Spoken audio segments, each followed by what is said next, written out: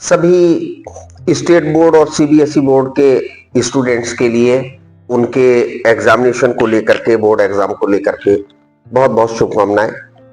आप लोगों के एग्जाम फरवरी मंथ में शुरू होने वाले हैं। इंग्लिश के पेपर में जो ग्रामर का पोर्शन होगा उसमें सबसे ज्यादा आपको कोई टॉपिक दिक्कत करेगा तो वो प्रीपोजिशन का यूज होगा। यहां पर 4 सेंटेंसेस को लिया गया है। The cat jumped up, the cat jumped upon the table, the cat is on the table and the cat is under the table.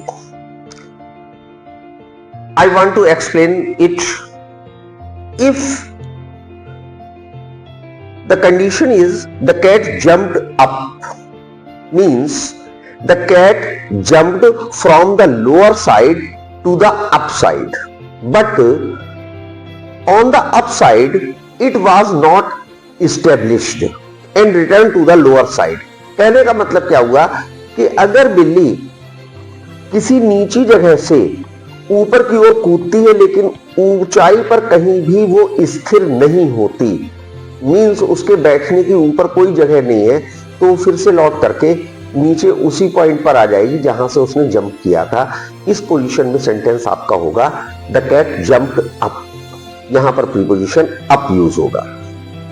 Second sentence में क्या है? The cat jumped up on the table. It means the cat jumped from the lower side to the upper side. नीचे से ऊपर की तरफ कूदी लेकिन उसको बैठने की जगह मिल गई। कहां मिली? टेबल के ऊपर। तो टेबल के ऊपर बैठने की जगह के लिए ऑन होता है और ऊपर की तरफ कूदने के लिए अप होता है। इन दोनों को मिलाकर के एक प्रीपोजिशन बन जाता है जंप्ड अप ऑन। तो इस केस में कि अगर नीचे से कैट कूदती है, बिल्ली कूदती है और टेबल पर आकर के स्टेब्लिश हो जाती है, रुक जाती है, बैठ जाती है, तो the cat jumped up on the table होगा।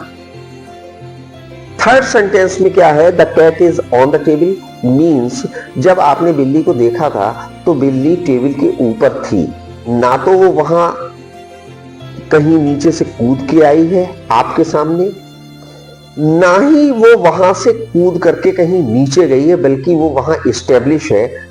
उस केस में आपका ऑन यूज होगा।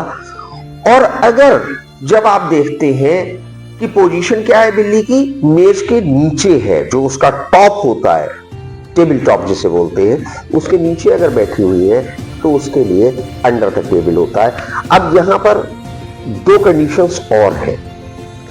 एक कंडीशन कि बिल्ली टेबल के नीचे है लेकिन टेबल 3 साइड से तो क्लोज है और सामने की साइड से उसमें कोई डोर है, शेल्फ है, उसके थ्रू जाकर के नीचे बैठी हुई है, तो वहां पर सेंटेंस हो जाएगा the cat is in the table. और एक कंडीशन और यहां पर आती है 6th। वो कंडीशन क्या है कि बिल्ली ऊपर टेबल पर पहले से बैठी हुई थी और नीचे कूद गई। जब आपने देखा, आप आए तो वो नीचे कूद गई, तो क्या होगा? The cat jumped down the table.